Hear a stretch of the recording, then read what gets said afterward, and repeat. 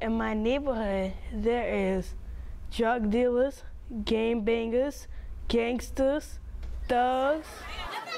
Because I saw that young boy who was about 6 years old at the time, and to me, he just looked like he had no hope. He looked like he was hopeless.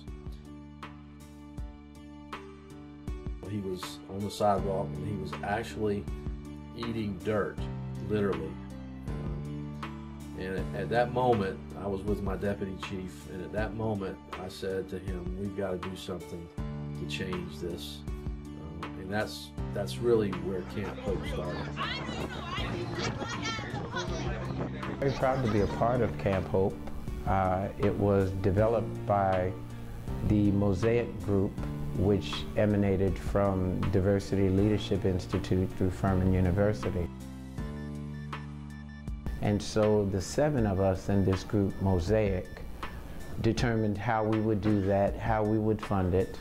Of course, we used many of the resources of the city of Charleston, the YMCA, and the primary reason for its being founded was to reduce the level of crime in the community, to give the children something positive to do in the evening time, and to help increase or improve the level of relationship that was between the residents of the community and the police department. You hear negative things about police officers and you see them locking your cousins and uncles and family members up in the community, you're going to have that negative stereotype with the police or feel negative towards the police. Police officers were in these communities, kids would avoid them. They would not want to interact with the police officers. They would actually turn and go in a different direction if they saw police officers in the neighborhood. And to me, that was just unacceptable. That was not what I wanted the relationship between the police department and the community to be. I wanted the kids to feel like that the police were there to help them, that we were their friends.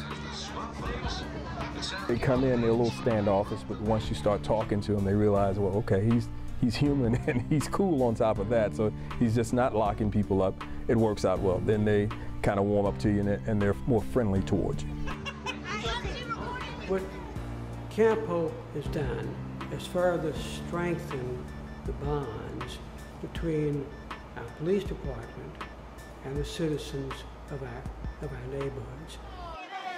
To have these positive experiences and to have a friend, a police officer, to have a role model, a mentor, a police officer, somebody trained and smart and kind and strong, well, it really is a life changer for our children as well.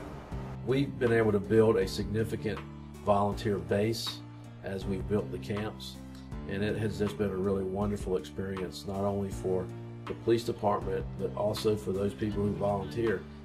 I volunteer at Camp Hope because I love the kids' enthusiasm and love showing them new things that they've never experienced before and giving them a chance to go beyond what they know life as it is right now. I like the volunteers that come to Camp Hope.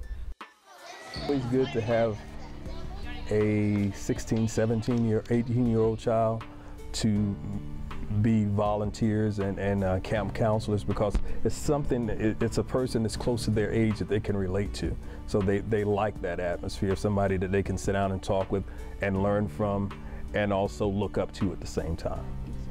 One thing that I like about Camp Hope is that we go on a lot of field trips. I think the children, many of whom live on the peninsula, all of whom live on the peninsula, have not had the opportunity to be exposed to that aspect or that view of Charleston. The kids experience new things that they've never seen before, and getting to experience that with them, it's really neat to watch them grow through those things. We only have them a couple hours a night, so what they're living day to day is more than any child should ever see. So we're trying to give them that, I guess, that peace away from home, but when you go back home, it's back to reality for them. All of these things are important because what it does is it gives the kids that are in some very tough neighborhoods who have been challenged historically with generational violence. It's given them an opportunity to see that they have an opportunity, that they do have hope. If the only goal was to take 50 underserved children off the street and give them a positive place to be during the course of a summer evening, to me, that would be enough.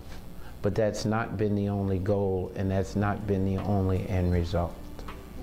What it is that Camp Hope is doing, and that is developing the youth of today to be the adults of tomorrow.